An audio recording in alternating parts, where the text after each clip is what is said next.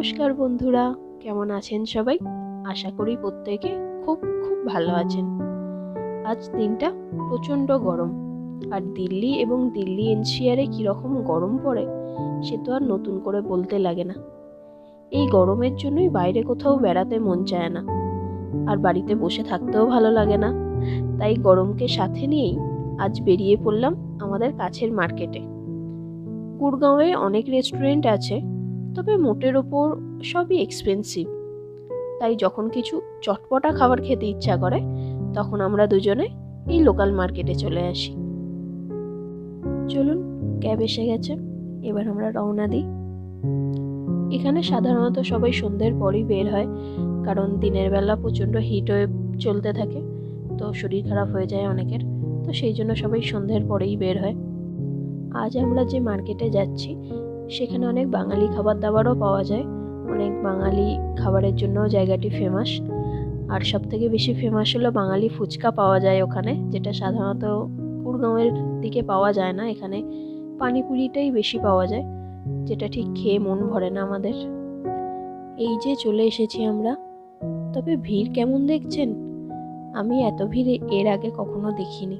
হয়তো আজ রবিবার বলে এতটা ভিড় হয়েছে।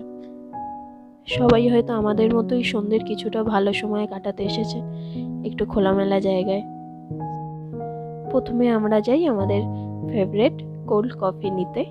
আগে একটা করে হাতে নিই, তারপর পুরো মার্কেট ঘুরে বেড়াবো। ভিড়টা শুধু দেখছেন?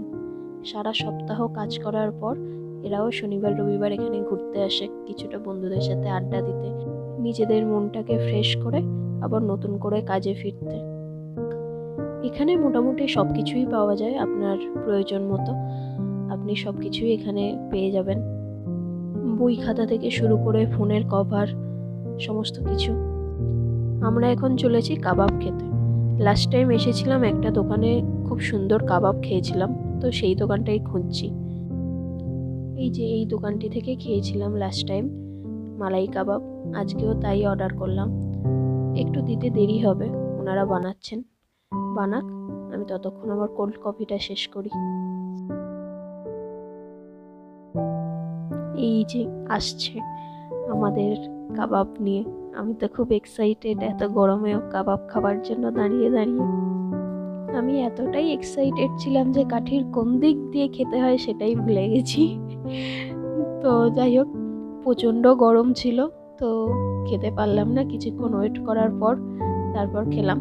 আর বাইরেও যেহেতু প্রচণ্ড গরম ছিল, তো ঠান্ডা হতে অনেকটাই বেশ সময় লাগলো। তবে দারুণ খেতে। আপনারাও যদি কেউ কখনো এখানে আসেন, এখান থেকে অবশ্যই এই কাবাব ট্রাই করবেন, সত্যি খুব সুন্দর। কাবাবটি খাওয়ার পর দুজনেরই পেট পুরো ফুল হয়ে গিয়েছিল।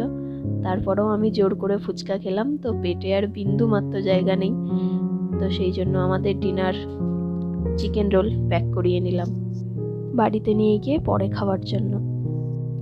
এই যে আমরা বাড়ির কাছাকাছি এসে গেছি, আর কিছুটা পথ। এই ভ্যালিটা পার হলেই ওই পারে আমাদের সোসাইটি, বাঁদিকে আরাবল্লী পাহাড় আর ডান দিকে এই বড় উপত্যকাটা। সত্যি অসাধারণ।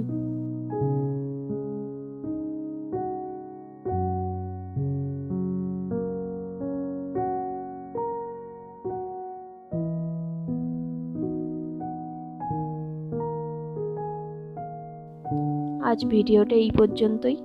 আপনাদের যদি ভালো লাগে তাহলে লাইক এবং কমেন্ট করবেন, এবং আমার চ্যানেলটি সাবস্ক্রাইব করে দেবেন। ধন্যবাদ।